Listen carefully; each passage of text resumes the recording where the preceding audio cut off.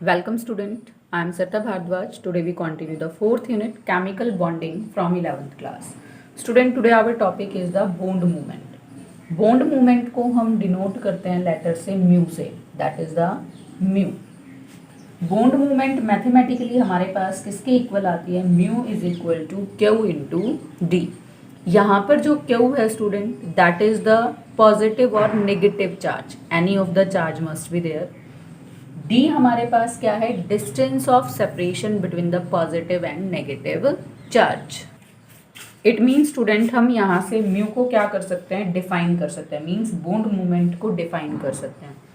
It is defined as the product of magnitude of charges of any one of the atom of the bond and distance of separation between the two charges. क्यों हमारे पास charge था, D क्या था, distance. दोनों का हमने क्या लिया, मल्टीप्लाई, मीन्स प्रोडक्ट लिया. तो इस तरह से हम किसको डिफाइन करेंगे, बॉन्ड मूवमेंट को. अब स्टूडेंट मैथमेटिकली जब हम यहाँ पर देखते हैं तो हमारे पास जो क्यू है उसका मैग्नीट्यूड आता है 10⁻⁻10 ESU, इलेक्ट्रोस्टैटिक यूनिट. ऐसा क्यों student, because the positive and negative charges attract through the electrostatic forces of attraction. इसीलिए यहाँ पर जो यूनिट है वो क्या है, इलेक्ट्रोस्टैटिक यूनिट. जो हमारे पास डिस्टेंस है that is 10⁻⁸ centimetre. Means positive और नेगेटिव चार्ज के सेंटर्स के बीच में जो डिस्टेंस है वो हमारे पास मिनिमम कितना रहेगा, 10⁻⁸ सेंटीमीटर. अब स्टूडेंट अगर मैं क्यू और डी की वैल्यू को इस एक्सप्रेशन के अंदर पुट करूं तो मेरे पास म्यू क्या आएगा, इक्वल टू दिस वन. इसको सॉल्व करूं तो मेरे पास आ जाएगा 10⁻18 इलेक्ट्रोस्टैटिक यूनिट और साथ में सेंटीमीटर. लेकिन स्टूडेंट जो हमारे पास म्यू है इसको हम एक्सप्रेस करते हैं किस टर्म में, डी बाई की टर्म में. डी बाई एक साइंटिस्ट थे जिन्होंने म्यू की यूनिट को दिया. इसीलिए मैंने यहाँ पर क्या वर्ड यूज़ किया कि bond movement express in term of Debye. और student mathematically 1 Debye equal होता है 10⁻⁻18 इलेक्ट्रोस्टैटिक यूनिट और सेंटीमीटर के. इट मीन्स स्टूडेंट जो हमारे पास यहाँ पर म्यू निकल कर आया 10⁻⁻18 इलेक्ट्रोस्टैटिक यूनिट सेंटीमीटर, उसकी जगह मैं और भी क्या लगा सकती हूँ, unit D, means D by. तो हमारे पास बॉन्ड मूवमेंट म्यू का जो मैग्नीट्यूड है that is equal to this. Next जब हम इसकी प्रॉपर्टी की बात करते हैं तो जो म्यू है it is a vector quantity. अब आपको पता है स्टूडेंट वेक्टर क्वांटिटी क्या होती है, having both direction as well as magnitude. अब स्टूडेंट मैग्नीट्यूड तो है हमारे पास 10⁻⁻18 डी बाई. अब इसकी डायरेक्शन भी फिक्स होती है. कैसे, जब हम इसको रिप्रेजेंट करते हैं तो रिप्रेजेंटेशन कैसे आती है, इस तरह से, लाइक दिस. अगर इस एरो में मैं लास्ट वाले पोर्शन को इस तरह से सर्कल में करूँ तो कैसा आपको नज़र आता है, that is the positive charge sign. It means it is always represented from positive towards negative. तो इसकी डायरेक्शन भी फिक्स है और इसका मैग्नीट्यूड भी फिक्स है, इसीलिए इसको नाम क्या दिया जाता है, वेक्टर क्वांटिटी. अब स्टूडेंट जैसे मैंने आपको बताया कि it is always indicated from positive towards negative end. इसको एक एग्जाम्पल से कोट करते हैं स्टूडेंट. मेरे पास कंपाउंड है HCl.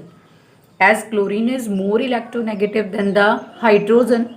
तो जो बॉन्ड मूवमेंट्स हैं या बॉन्ड इलेक्ट्रॉन्स हैं they are towards the chlorine, जिसकी वजह से इलेक्ट्रॉन डेंसिटी क्लोरीन पर बढ़ जाएगी और उस पर कैसा चार्ज आ जाएगा, पार्शियल नेगेटिव. और हाइड्रोजन पर इलेक्ट्रॉन डेंसिटी कम होगी तो उस पर कैसा चार्ज आ जाएगा, पार्शियल पॉजिटिव. तो अगर मैं यहाँ पर बॉन्ड मूवमेंट शो करूँ तो बॉन्ड मूवमेंट कहाँ से कहाँ जाएगी, पॉजिटिव टूवर्ड्स नेगेटिव पोल. ये हमारे पास इंडिकेशन हो गया. तो ये हमारे पास क्या है, directional nature of the bond movement. अब स्टूडेंट जो HCl है इसमें बॉन्ड मूवमेंट कुछ ना कुछ हमारे पास आएगी. बॉन्ड मूवमेंट के बेसिस पर ही हम क्या कहते हैं कि HCl is polar in nature. So student this is all about the bond movement. एक बार इसको रिकैप्चुलेट करते हैं. Bond movement denoted by the mu that is equal to Q into D. Q हमारे पास चार्ज है और D हमारे पास क्या है, distance of separation.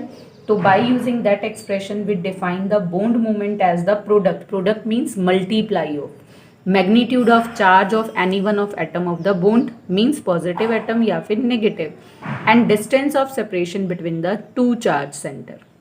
Mathematically Q की वैल्यू हमारे पास आती है 10⁻⁻10 इलेक्ट्रोस्टैटिक यूनिट, और D हमारे पास कितना आता है 10⁻⁸ सेंटीमीटर। दोनों वैल्यूज़ को इस फार्मूले में अगर पुट करेंगे तो हमारे पास क्या आ जाएगा, mu is equal to 10⁻⁻18 electrostatic unit centimetre.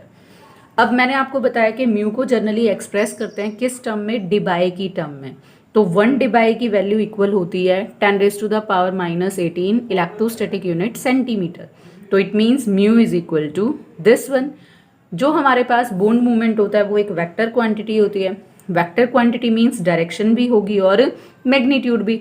अब इसके पास मैग्नीट्यूड तो इतना होगा, डायरेक्शन कहाँ से कहाँ होती है, from positive pole towards the negative. और इसको हमने फिर एग्जाम्पल से इंडिकेट किया। For example in case of HCl, chlorine ज़्यादा इलेक्ट्रोनेगेटिव है as compare to hydrogen, so it attract the bond pair of electron more towards itself and that is indicated with the help of the partial negative charge on the chlorine. So the bond movement represented from positive hydrogen end to the negative chloride end.